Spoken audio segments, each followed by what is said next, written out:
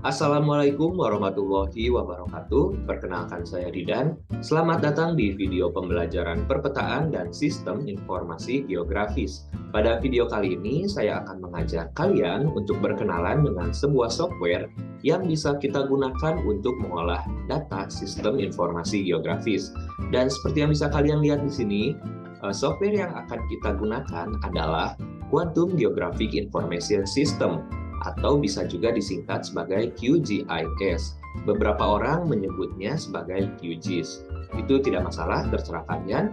Mari kita mulai dengan cara untuk mendapatkan software ini. Oke, pertama, untuk mendapatkan software ini, kita cukup membuka website qgis.org, di mana pada website ini disebutkan bahwa QGIS ini merupakan suatu software yang bersifat gratis dan juga open source.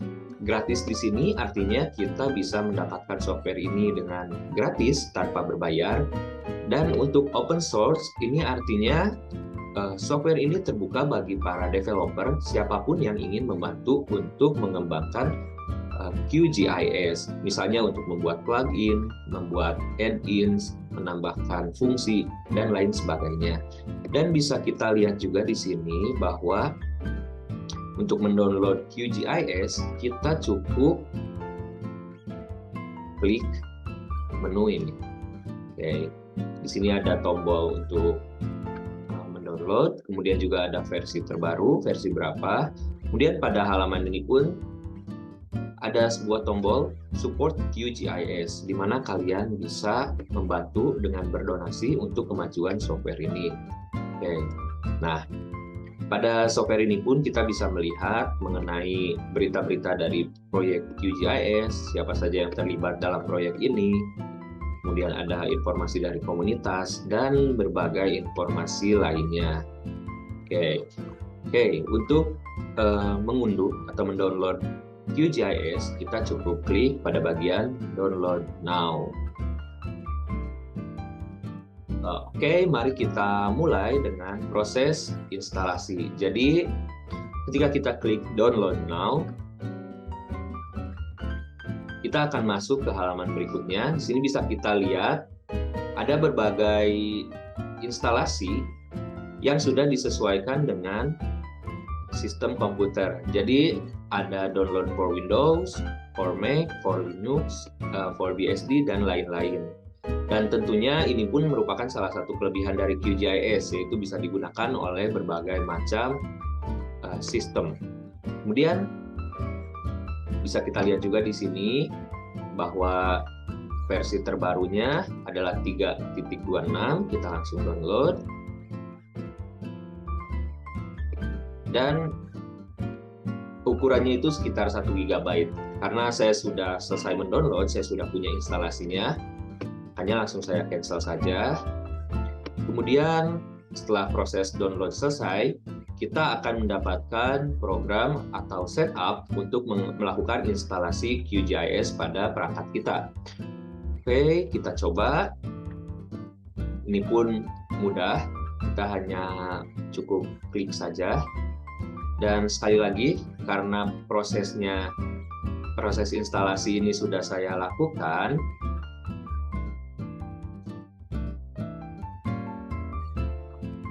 saya tidak akan melakukan instalasi lagi, karena sudah ada QGIS pada laptop saya. Oke. Dan jika proses instalasi sudah selesai, kita akan mendapatkan folder seperti ini, QGIS, beserta nama versinya. Kemudian ketika kita klik, ada beberapa shortcut seperti ini, dan untuk membukanya kita bisa klik saja QGIS desktop 3 bla bla bla bla.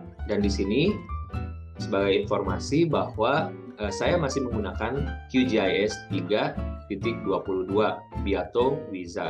Di sini ini merupakan versi yang bukan paling update. Yang paling update itu 3.26 Buenos Aires. Dan untuk QG sendiri pun biasanya untuk setiap versi dari software yang mereka punya, mereka menggunakan nama kota atau nama daerah, nama desa yang ada di seluruh dunia. Jadi untuk yang saya Biatowieza itu merupakan kota atau desa di Polandia, dan untuk yang terbaru itu Buenos Aires, ibu kota dari Argentina. Dan bukan tidak mungkin jika suatu saat ada misalnya QGIS Bandung atau QGIS Jakarta dan lain-lain. Oke, hanya intermezzo.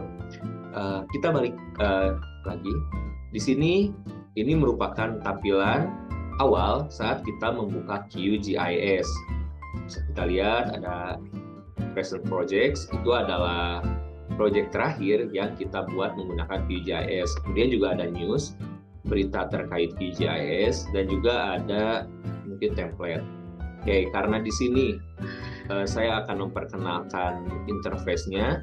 Jadi mari kita mulai dengan bagian atas, yaitu menu bar. Oke, ini menu bar.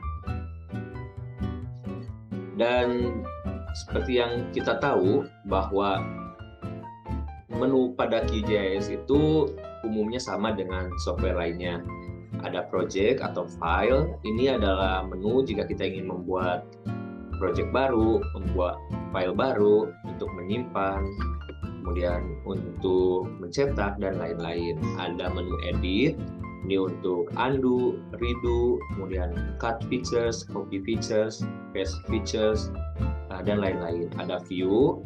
Ini jika kita ingin memilih panel apa saja yang ingin kita tampilkan, box apa saja, tools apa saja, itu pada menu view. Kemudian ada layer. Ini juga bisa digunakan saat kita ingin membuka atau menambahkan layer baru, untuk menghapus layer, buka layer, dan lain-lain. Kemudian ada setting, ya seperti biasa, setting itu pengaturan, ada plugin. Jadi QGIS ini memiliki fiturnya itu sudah cukup lengkap, tapi ada beberapa hal yang tidak bisa langsung dilakukan, sehingga pengguna perlu menambahkan plugin. Kemudian ada vektor, raster, ini untuk menganalisis data vektor dan data raster. Contohnya ada kalkulator, ada georeferensi, proyeksi, analisis, dan lain-lain. Bisa kita lihat di sini ya, semuanya lengkap. Ada database, web, mesh, processing, help, dan lain-lain. Kemudian ini ada icon-icon yang merupakan shortcut juga untuk mendapatkan atau langsung menjalankan fungsi yang ingin kita gunakan. Contohnya ini untuk menyimpan, membuka berkas baru, kemudian untuk menambahkan data, untuk zoom in, zoom out, dan lain-lain. Ini pun masih terbilang umum. Nah, di sini ini ada box browser. Kotak browser ini kita gunakan untuk menjelajah atau membuka berkas-berkas yang ada pada laptop atau komputer kita. Dan di sini ada layer. Jadi berkas yang kita sudah temukan di komputer bisa kita drag and drop pada layer ini, nanti akan muncul petanya di sini. Setelah ini akan kita coba. Dan juga ada processing toolbox. Ini berbagai macam tools yang bisa kita gunakan untuk analisis data spasial. Contohnya ada clip, dissolve, union, dan lainnya. Kita bisa langsung tuliskan saja di kotak search ini. Oke, jadi kita sudah melihat interface dari QGIS, dan menurut saya sendiri ini merupakan QGIS yang interface yang user friendly. Kemudian ada tambahan, nanti akan kita jelaskan di bagian bawah ada apa saja. Mari kita mulai dengan cara membuka atau menambahkan file pada QGIS. Oke, yang pertama kita bisa membuat project, kemudian new. Kemudian kita bisa menambahkan data dengan cara klik menu layer, data source manager, kemudian bisa browse mau buka file apa di sini, kemudian atau kita ingin nambah data vektor, raster, segala macamnya, itu sangat mudah di sini. Oke, yang kedua dari sini ya masih sama dengan yang tadi, hanya langsung ke ikonnya saja. dan bisa kita juga langsung dari box browser ini. Nah, kalau misalnya teman-teman belum melihat adanya box browser atau layer, kita bisa ke view, panel, browser, kemudian view lagi, panel, layers. Oke, jadi sangat mudah sekali. Oke, sekarang mari kita langsung membuka berkas. Saya menyimpan data peta. Peta yang bisa kita gunakan itu adalah berkas yang formatnya .shp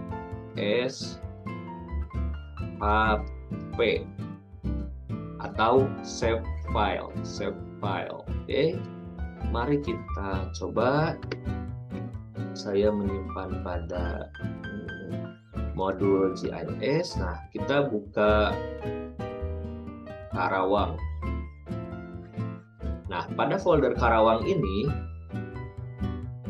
bisa kita lihat bahwa saya sudah menyiapkan, saya juga ini mengunduh dari internet, ada berbagai SHP yang merupakan komponen-komponen yang menyusun peta Karawang. Oke, untuk membukanya kita cukup klik salah satu dulu, misalnya administrasi LN. Oke, administrasi desa. Oke, sangat mudah. Dan jika kita ingin menghilangkannya, bisa kita klik seperti ini. Oke. Kemudian kita coba lagi latihan. Kabupaten Karawang masih sama dengan yang tadi. Nah, untuk menghapus layer, kita bisa klik, bisa pilih mereka. Kemudian kita klik kanan, kita remove layer. Oke. Nah, jadi semudah itu jika kita ingin memasukkan atau menghilangkan layer. Kemudian kita coba lagi. Sini administrasi desa. Ini masih sama peta Kabupaten Karawang, hanya beda sumber saja. Menurut saya yang ini tampak lebih rapi juga. Kita langsung contohkan, ambil lagi salah satu, misalnya gardu listrik. Oke. Nah, bisa kita lihat di sini gardu listrik, administrasi desa, dan administrasi desa LN. Maksudnya ini untuk yang LN itu line. Kalau yang AR ini biasanya untuk menunjukkan data poligon, dan untuk PT itu data point. Oke, jadi ada hal yang perlu kita ingat ketika kita mengolah data Geographic Information System atau GIS, termasuk QGIS ini. Ada dua jenis data yang perlu kita hafal, yaitu data spasial dan juga data atribut. Ada data spasial dan data atribut. Dan data spasial ini dibagi lagi jadi dua, yaitu data vektor dan juga ada data raster. Nah, sekarang mari kita lihat yang termasuk ke dalam data vektor. Oke, jadi semua yang ada di sini ini merupakan data spasial. Mari kita mulai dengan data vektor. Data vektor sendiri, seperti yang saya bilang sebelumnya, itu terdiri dari titik, kemudian poligon, dan juga garis. Untuk poligon,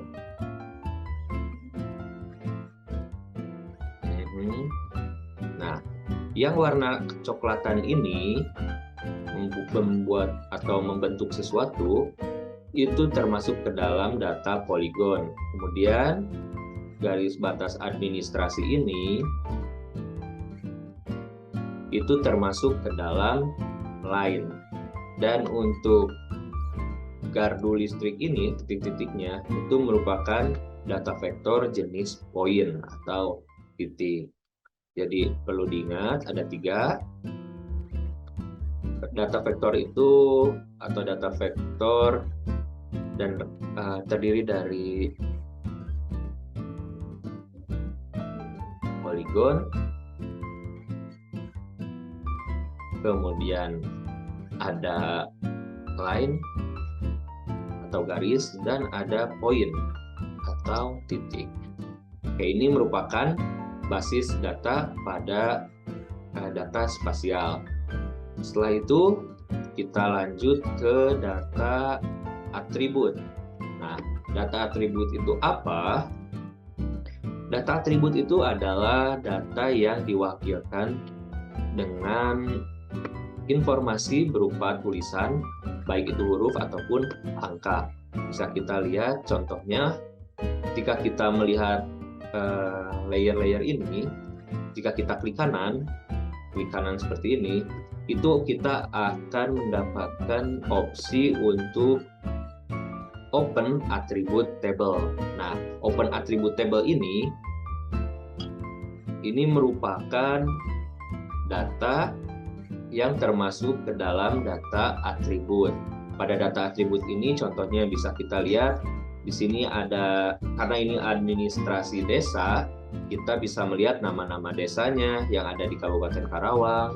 Kemudian jika kita scroll ke kanan, di sini juga ada provinsinya, kemudian ada ukurannya, panjang areanya, dan lain-lain. Nah, semua data ini yang ada pada tabel ini itu termasuk ke dalam jenis data atribut.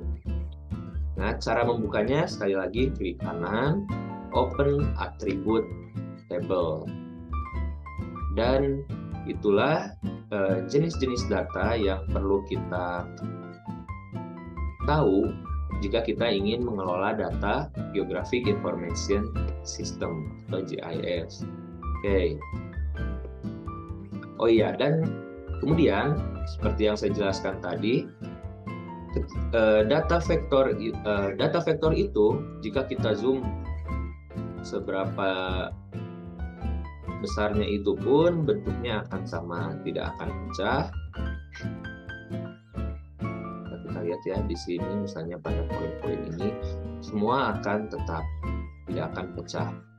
Itu adalah salah satu sifat dari data raster.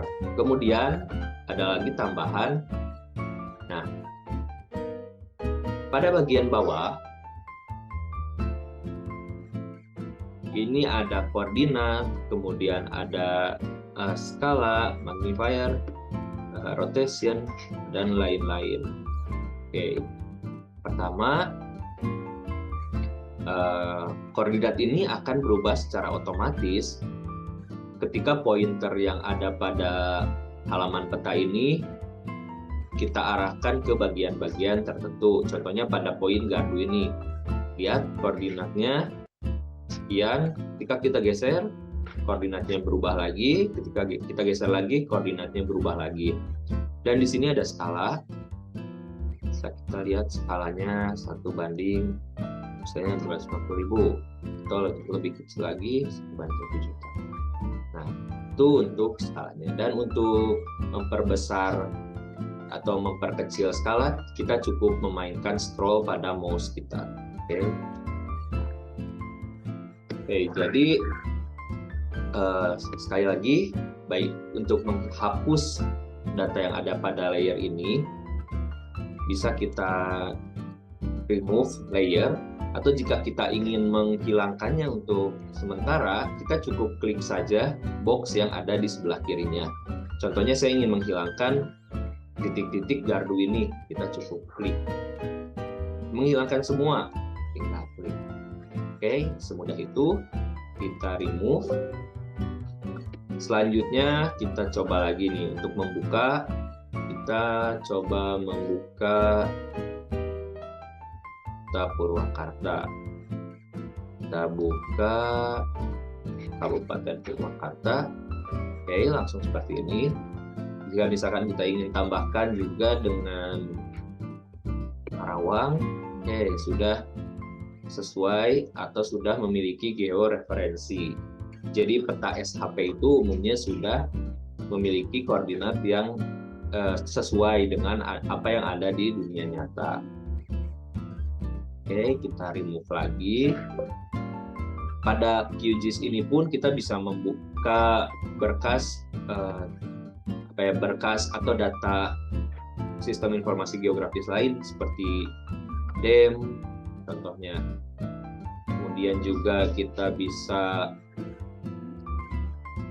membuka apa lagi ya?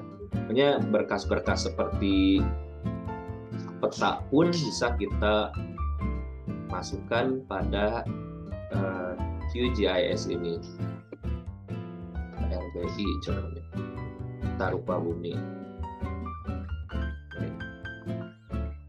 Nah, kita pun bisa membuka file berformat JPG. Nah, ini yang saat ini saya buka, ini termasuk ke dalam jenis data raster, di mana jenis data raster ini jika kita zoom dengan